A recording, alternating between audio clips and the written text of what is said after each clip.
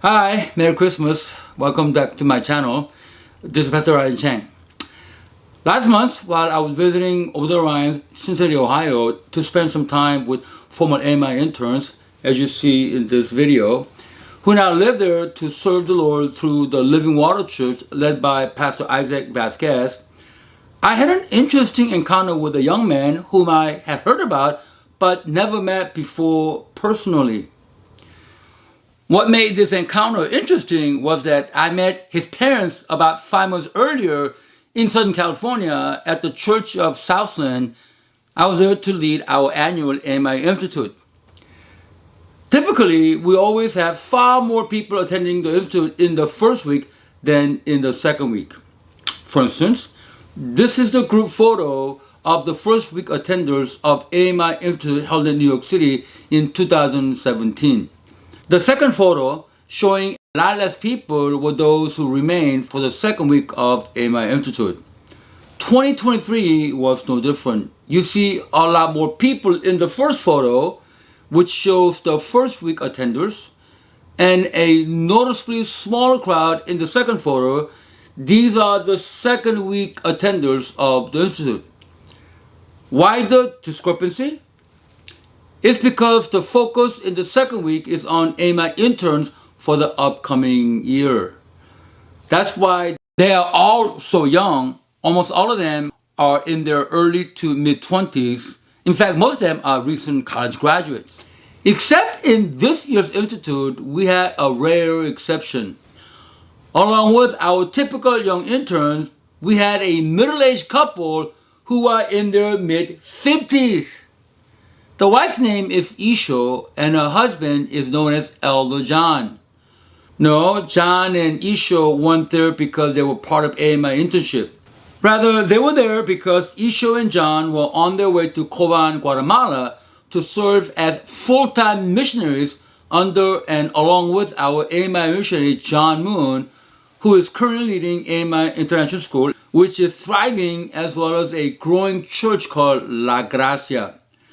The young man I met at the Living Water Church in Cincinnati last month was their oldest son, Nathan.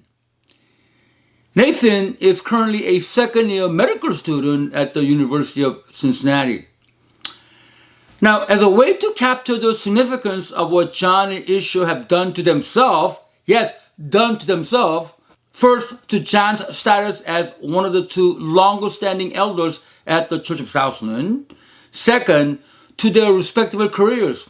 Yisho is a dentist, and John, an orthodontist, had his own practice in posh Orange County. And third, to their comfortable lifestyle, unwrapping daily in their very nice, spacious home. In light of that, let me tell you what I was like when the Lord led me and my family to go to Mexico to serve as missionaries 23 years ago. I had no status, having pastored a small church in the same Orange County for 10 years prior to heading to Mexico, and I was considerably poor compared to John and Yisho, for I had owned no home and nothing in value that any of you would want.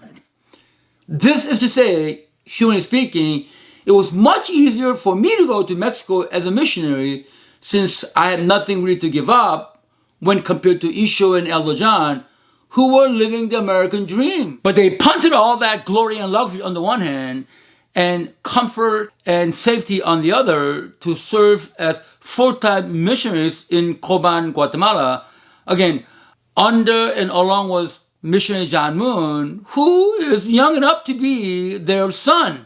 Well, sort of.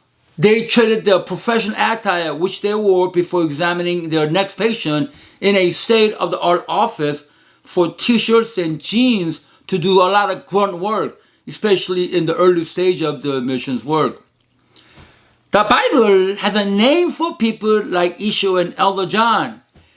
Fools for Christ, 1 Corinthians 4:10. Fools for Christ. That's why it is so rare to see people, believers, act the way this couple has done. To put it simply, it is very hard to let go of the comfortable and secure life which we have grown accustomed to, and then heed what Jesus once told a rich young man, quote, Come, follow me. End of quote. Matthew 19:21. Evidently, the rich young man didn't. But it is my opinion that Yisho and Elder John did, no doubt out of their love for Christ and obedience to his great commission. Therefore, go and make disciples of all nations, baptizing them in the name of the Father and of the Son and of the Holy Spirit. Matthew 28:19-20. That's a command that the Lord gave to all the believers. In closing, let's listen to what their son Nathan has to say about what his parents have done to greatly disrupt, if not torpedo, their respectable careers and comfortable lifestyle. In particular, I advise any parents to really listen to what Nathan shared with me, since, like me as a parent, you want to see your children to lead a meaningful and worthy life. This is how my talk with Nathan went on November 3rd of this year.